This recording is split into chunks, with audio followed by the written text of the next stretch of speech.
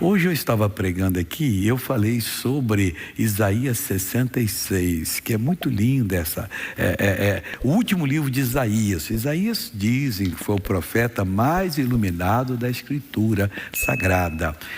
Em falar nisso, as Bíblias já chegaram para a dona Eliana aqui no Shopping do Povo. E eu falei com ela que para ela fazer um esforço, a pessoa, às vezes, que é da Bíblia no Natal, comprar 5, dá uma para a pessoa. Se agora ela dá para os outros, você dá para ela também. E ela firmou o compromisso. Então, e como é que eu faço do povo? Vamos dizer que você esteja aqui e você não quer passar pela porta. E você vai aqui, rebenta a parede, e já sai no shopping, lá do outro lado da rua, pronto, para o trânsito ali. Eu não sei se essa hora está funcionando, mas ele está funcionando todos os dias aí. Bom, o Salmo Isaías 66 diz assim: assim diz o Senhor: o céu é o meu trono e a terra o escabelo dos meus pés. Que casa me edificareis vós? Aí eu mostrei para o povo que eu estava desatualizado, que eu tive no colégio, no ginásio, mais de 60 anos já, então já esqueci. Mas só para entender, nós vivemos num mundo que é cheio de planetas, estrelas e tal, chamado Via Láctea. Diz os entendidos que não são 100 bilhões, não, vão de 200 a 400 bilhões de astros que tem na Via Láctea. Mas segundo eles, é palpite, ninguém foi lá medir, né? Existem bilhões de galáxias. Aí Deus está dizendo aqui: o céu é o meu trono e a terra os cabelos dos meus pés. Que casa me edificareis vós? Como é que eu vou entrar numa casa se eu estou em todo o universo? Se eu sou maior do que o universo? Deus está falando para nós.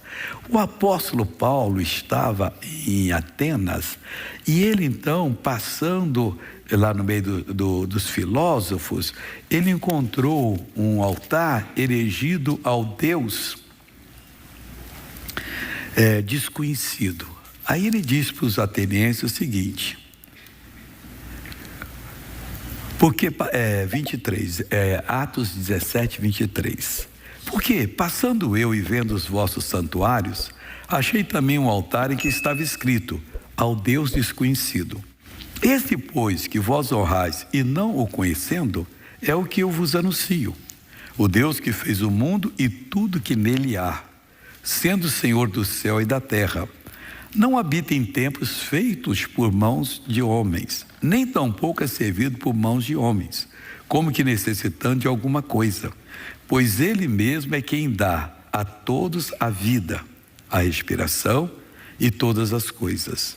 E de um só fez toda a geração dos homens para habitar sobre toda a face da terra, determinando os tempos já dantes ordenados e os limites da sua habitação, para que buscasse ao Senhor, se porventura, tateando, ou pudessem achar, ainda que não está longe cada um de nós, porque nele vivemos, presta atenção, nele vivemos e nos movemos e existimos, como também alguns de vossos profetas disseram, pois somos também sua geração. Então Deus é tão grande que o universo está dentro dele. Nós andamos em Deus, vivemos nele, existimos nele. Como é que vai fazer uma casa para ele? Não existe. Agora, ele faz a casa dele. Em quem? Em mim e em você. Aí ele vem habitar em nós. Onde está isso, missionário? É João 14, 23. Aqui o Senhor Jesus, sempre você pega na Escritura, você não vai perder tempo se você ler a Escritura. Ao contrário, você vai ficar sábio. Jesus disse assim em João 14, 23 o seguinte: e Jesus respondeu e disse-lhe: se alguém me ama, guardará minha palavra, e meu Pai o amará. E viremos para ele e faremos nele morada. Agora quero falar mais sério com você. Como é que você tem vivido? Missionário, eu tenho suportado a doença. Não é para suportar, não. É para buscar poder de Deus para mandar embora.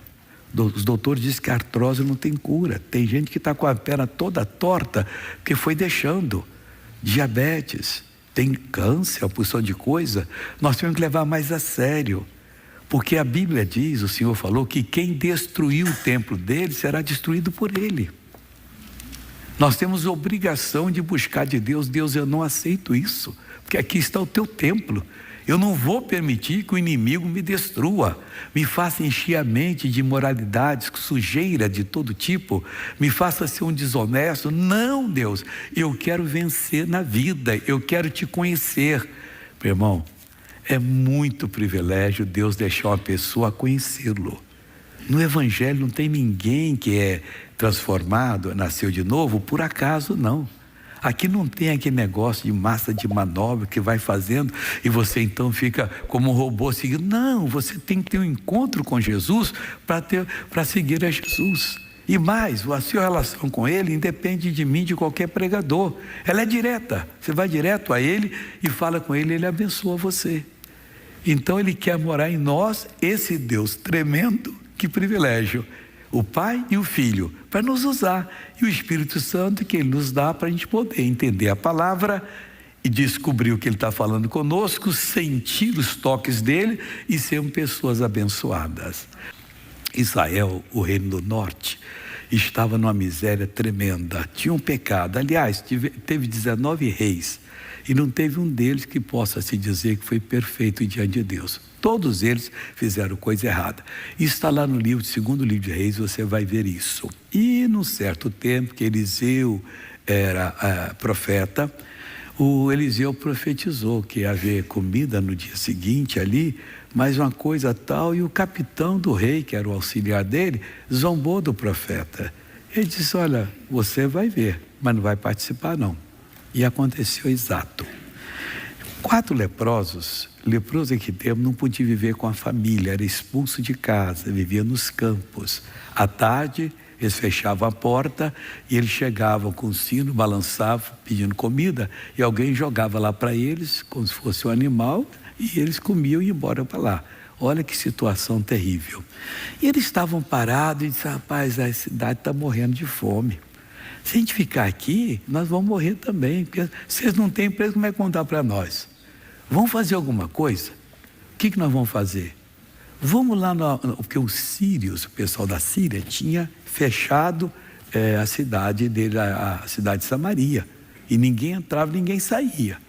Aí sim, vamos fazer o seguinte, vamos no arraial deles, para poder ver o que acontece. Se não matar, a gente vai morrer de fome. E se não matar, pelo menos a gente come alguma coisa. E foram.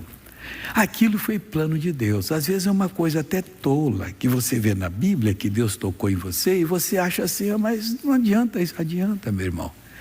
Quando os 4 foram andando, eram 4 guerreiros de Deus, porque aceitaram a palavra de Deus. Quando você aceita a palavra de Deus, você pode ter certeza que Deus já lhe deu a bênção. É só você perseverar. E eles iam marchando para lá, andando, marchando. E cada batida deles era multiplicado por milhares de pés. E os sírios ficaram doidos lá no arraial. Disse, rapaz, que barulho é esse? Só Deus pode fazer uma coisa dessa. Lá na copa das aves, vem aquele barulho tremendo lá. Isso é andadura de soldado. Israel alugou exército, vão acabar conosco. E saíram correndo. Correram, mas correram mesmo. Com Deus é desse jeito. Quando eles iam entrar em Canaã, se tivesse obedecido o Senhor Deus, não teria uma guerra. Eles assumiriam a terra, que Deus ia tirar os cananeus de lá, os heveus, jebuseus, eram 7 nações, os ferezeus também, porque esses povos, eles estavam destruindo a si mesmo com bruxaria, com feitiçaria. Mas estavam tão obcecados pelo erro, que eles faziam uma festa para o deus Moloque, e era de bronze a imagem dele, incandescida, e tinha o pessoal dos tambores. No auge daquilo ali, os pais pegavam os nenenzinhos de colo, olha que loucura, e jogavam no meio do fogo para poder ter boa colheita. Então Deus ia tirar de lá, mas Israel não entendeu, teve que lutar depois para tomar conta de Canaã. Muitas vezes nós não entendemos a palavra de Deus. É uma palavra que vem e depois nós vamos lutar e lutar e lutar para conseguir a bênção. E às vezes não conseguimos, às vezes conseguimos. Então, o que Deus falar com você, põe em ação. E quando eles viram aquilo ali, então eles começaram a pegar um pouco, tinha ouro, tinha prata, tinha vestes, tinha comida, comer à vontade, pegaram e esconderam em certo local. voltaram e fizeram a mesma coisa. Aí caíram em si, nós não estamos fazendo bem. Deixa eu pegar a Bíblia, que você vai ver. Eu quero só chegar nesse ponto, senão eu tinha que ler muito e você não ia entender, porque ficava muita informação. 2 Reis 7:8. Chegando, pois, estes leprosos à entrada do arraial, entraram numa tenda e comeram e beberam. E tomaram dali prata e ouro e vestes, e foram e os esconderam. Então voltaram e entraram em outra tenda, e dali também tomaram alguma coisa e a esconderam. Então disseram uns para os outros: não fazemos bem. Este dia é dia de boas novas. Esse dia que nós vivemos, nós estamos fazendo igual. A gente vem para a igreja curado, mas não temos coragem de falar para os outros o que está acontecendo. Para os familiares. Às vezes fazer até uma viagem. Eles recebem de tão bem quando chega de viagem lá. Aí fala assim: eu vim aqui só para falar a você a respeito do Evangelho, que não é religião. Não estou falando mal de religião, nem bem. O Evangelho você encontra Deus. Você que está com esse problema, meu irmão, Deus pode lhe usar tremendamente. Mas nós somos meio egoístas, né? Ficamos com medo. Vou lhe contar um caso que aconteceu. Eu comecei na televisão em 78. Ou foi 76 ou 77. Eu estava para começar. Estava sentindo no coração. E eu fui aos Estados Unidos e fui procurar um pastor americano que, quando estava aqui, ele tinha os livros do T.L. Osborne, ele publicava Curar Enfermos. Eu falei: se o senhor não publicou mais? Ele disse: não quero mais, parei. Então, o senhor se importa em me dar o telefone do T.L. Osborne, ou dar um telefonema para lá, para poder me receber? Porque eu vou pedir ele para publicar. Por que você quer publicar o livro? Vai escutando, hein? Não vou falar o nome dele para você não ficar com raiva dele, mas não fica não. Ora, Deus não deixa entrar no meu coração. Por que você quer publicar o livro? Eu quero publicar para todo mundo saber. Olha, o meu desejo é até colocar nas bancas de jornais um preço acessível para todo mundo pegar. Não faça isso. Mas por quê, pastor? Se os pecadores descobrirem como é que cura enfermo, nós estamos perdidos. Não, nós somos ricos da bênção de Deus. É isso que nós estamos fazendo, é ganhar para Jesus. Se eu puder, eu daria até de presente para todo mundo ler esse livro, porque eu sei o que esse livro fez em mim quando eu ia estudar medicina lá em Moscou. Você conhece a história? E foi através desse livro que Deus falou no meu coração. Eu não lia 3 páginas, que enchia os olhos de lágrimas, eu chorando, limpava. Deus, não faça comigo. Ele me chamando para ser pregador. Eu voltava ao livro, começava a ler de novo. É como se ele dissesse: é isso que eu quero que você faça. Vai, faz e faz e faz. Aí eu me rendi a Jesus. Mas ele não queria, que nós estávamos perdidos. Eu falei: não, nós vamos ficar ricos lá no céu, de tantas almas que nós vamos levar para Jesus. Você vê como é que são as coisas. Mas ele me deu. Eu fui lá, conversei e consegui. Só contei esse caso aqui agora para você ver como a pessoa, às vezes, segura a bênção e não tem coragem. Você tem parentes, você tem, vamos dizer, uns têm avós ainda, outros já foram. Uns têm pais que moram longe, outros já foram. Mas tem primos, tem tias, tem sobrinhos, e por aí afora vai. Tem amigos da escola. É muito importante fazer isso.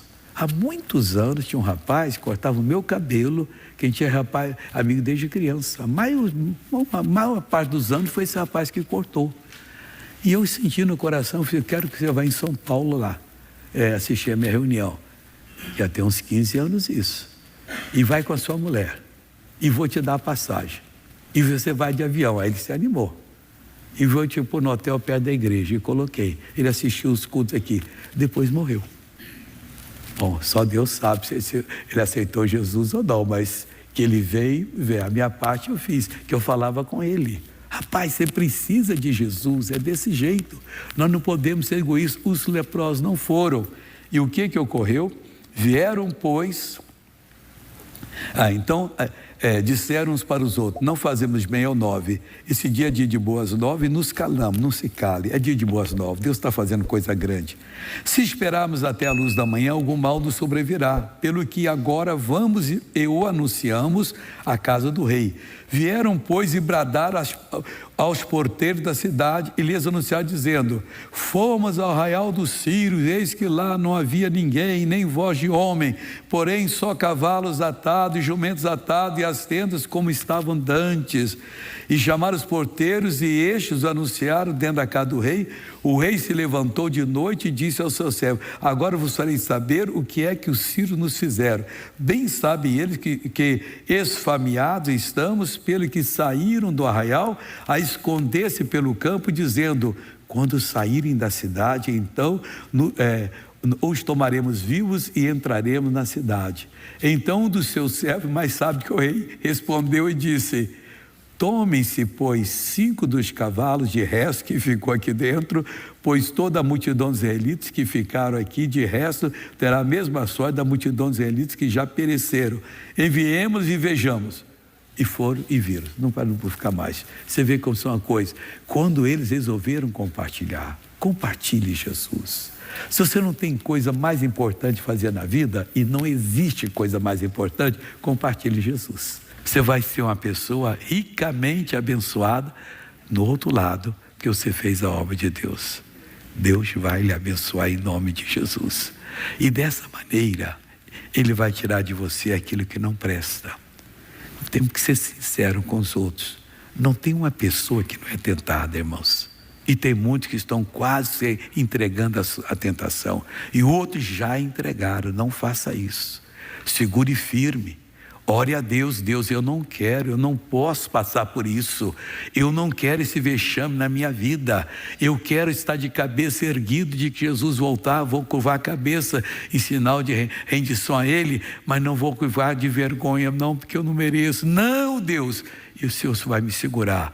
Deus lhe trouxe aqui hoje para você ouvir essa palavra, e essa palavra é para você pegar, é para você agarrar, é para você sair daqui hoje liberto, e Deus vai lhe dar essa bênção em nome de Jesus. Eu vou fazer uma oração agora para Deus perdoar todos os seus pecados, desde o dia que você nasceu até agora. Se você vier a morrer no minuto seguinte, você vai para o céu, mas eu vou pedir muita vida para você. Não estou pregando morte, estou pregando vida. E Ele não está anunciando morte, está anunciando vida. E está vendo que você veio com um bom propósito. Ele quer perdoar você, Ele quer santificar você, Ele quer preparar você para estar com Ele por toda a eternidade. Esse Deus imenso que nós vamos conhecer um dia, e nós vamos ver o que Ele vai nos dar por todo sempre, pelos séculos dos séculos dos séculos dos séculos. E quem não aceita, coitado, vai para o lago de fogo e enxofre, lá ficará pelos séculos dos séculos dos séculos, nunca vai sair. É tão fácil. Se você quiser, eu vou pedir agora: Jesus, perdoa essa pessoa, desde o dia que você nasceu até agora. Você não é responsável pelos seus pecados. Adão pecou e por isso nós passamos a ser tentados. Mas quando você aceita Jesus, acaba isso, e você passa a ser um homem, se você é homem, mulher, se você é mulher, de Deus, servos do Altíssimo, e Ele vai guiá-los e vai levar vocês para essa vida abundante que Ele veio nos dar.